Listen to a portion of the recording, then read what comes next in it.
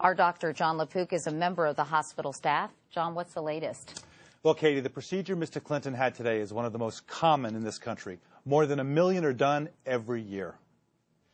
More than 5 years after his first heart surgery, President Clinton developed new blockage in one of his arteries. Today, pain in his chest forced him back to New York Presbyterian Hospital Columbia in New York City. Doctors first opened his arteries with a balloon, then 2 stents were placed inside to keep the artery open. The goal is to restore normal blood flow to the part of the heart supplied by the blocked artery.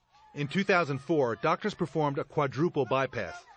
They relieved blockages in 4 arteries supplying his heart by using blood vessels taken from other parts of his body. After his initial surgery, the hope was that a healthy diet, exercise, and medication would prevent further blockages.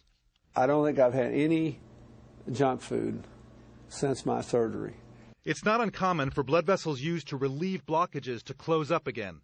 In fact, it happens 10 to 20% of the time in the first year after bypass surgery. And at 6 years, the number rises to at least 30%. William Jefferson Clinton. President Clinton has been very active since his initial surgery. He travels the world for his humanitarian foundation, spending time in Africa to fight hunger and infections like AIDS and malaria. President Clinton is the UN Special Envoy to Haiti and just returned from his second trip since the earthquake. The former president certainly keeps a demanding schedule, but it's not the cause of his heart problems today. So, John, how serious might this have been? Did these stents prevent him from actually having a heart attack? We don't have those kind of details, but it could have been a heart attack if the blood vessels had closed down and they weren't opened up again. The great news here is that he was only a couple of miles from the medical center. He was taken right up there, and they did the procedure very quickly, and from what it seems, they were able to open up the blocked artery. And what's his prognosis, and might there be some complications? Complications of this type of surgery or procedure in a very good medical center are very low. So his prognosis is excellent. He can have some bleeding in the groin, and occasionally there are other things that can go wrong.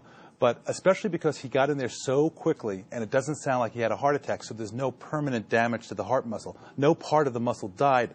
It just had too little blood flow. And if that blood flow is able to be opened up again, then really you do pretty well, and his prognosis should be excellent. So how long will he have to stay in the hospital, John, and will he have to take it easy? As we saw, he keeps a very grueling schedule.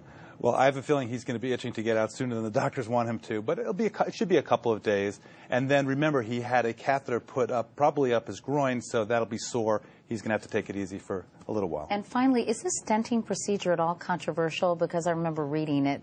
It sometimes can be? It's gone back and forth. I mean, 30 years ago, we just did coronary artery bypass surgery. This is the big operation. And then that went way over the other way to everybody opening up the blocked vessels using the stents. And now it's come back towards the middle, and people are arguing about which is better. In this situation, where he's had a major operation before, which can lead scarring in the chest, I think it's the most common thing that would happen now would be for them to do the angioplasty, as they did, and put in a stent. Especially in what seems to be an emergency situation, right? All right, Dr. John LaPook. John, thanks so much.